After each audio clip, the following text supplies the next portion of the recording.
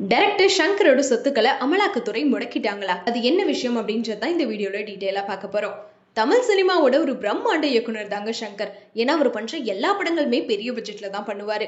இப்ப கூட ரீசெண்டா பண்ண எந்திரன் 2 இருக்கட்டும், அதுக்கப்புறம் கேம் சேஞ்சர் படமா இருக்கட்டும், இந்த 2 படங்களுமே பெரிய பட்ஜெட் படங்கள் தான்.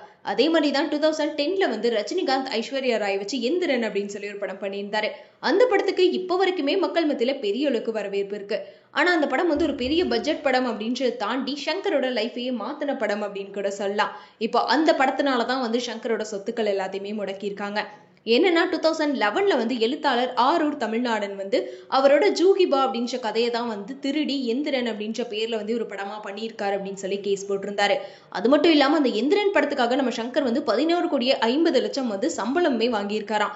அதனால என்னோட கதையை திருடி இவர் வந்து இவ்வளவு கோடி சம்பாரிச்சிட்டு இருக்காரு அப்படின்னு வந்து சொல்லியிருப்பாரு. சோ அதுக்கப்புறம் சங்கர் வந்து நான் எந்த கதையும் திருடல, இது என்னோட கதை தான் அப்படின்னு சொல்லிட்டு அவருமே வந்து ஆப்போசிட்ல மனு தாக்கல் பண்ணியிருந்தாரு. அந்த கேஸ் தான் வந்து இத்தனை வருஷமா நடந்துட்டு இருந்துச்சு. இந்த நிலையில இப்ப இந்த ஜூகிபா கதைக்கும் எந்திரன் கதைக்கும் நிறையவே ஒற்றுமைகள் இருக்கு அப்படின்னு சொல்லிட்டு சங்கரோட 10.11 கோடி மதிப்பிலான 3 அசையா சொத்துக்களை வந்து அமலாக்கத்துறை முடக்கியிருக்காங்க. இந்த விஷயம் தான் இப்ப சோசியல் மீடியா ஃபுல்லாவே செம்ம வைரலா போயிட்டு இருக்கு. ஏன்னா இப்ப ரீசெண்டா சங்கர் பண்ண இந்தியன் 2 இருக்கட்டும், கேம் சேஞ்சர் படங்களே பெரிய தோல்வியை சந்திச்சிருச்சு. இந்த நிலையில இப்ப அடுத்ததா பாத்தீங்கன்னா அவரோட லைஃபையே மாத்தின எந்திரன் படத்தினால அவரோட இவ்வளோ கோடி சொத்துக்களை முடக்கியிருக்காங்க அப்படின்றது கண்டிப்பா வந்து சங்கருக்கு ஒரு பெரிய அதிர்ச்சியான ஒரு விஷயம் அப்படின்னே சொல்லலாம்.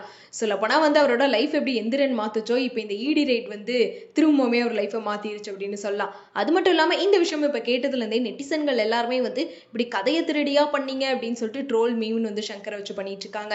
இன்னொரு சைட் பாத்தீங்கன்னா என்னப்பா இவருக்கு வந்து அடிமேல் அடி விழுதே அப்படின்னு சொல்லிட்டு கொஞ்சம் பேர் வந்து அவருக்காக ஃபீல் பண்ணிட்டுமே இருக்காங்க. சோ இந்த விஷயத்தை கேள்விப்பட்டதுல இருந்து நீங்க என்ன ஃபீல் பண்றீங்க அப்படின்றத கமெண்ட்ல சொல்லிருங்க.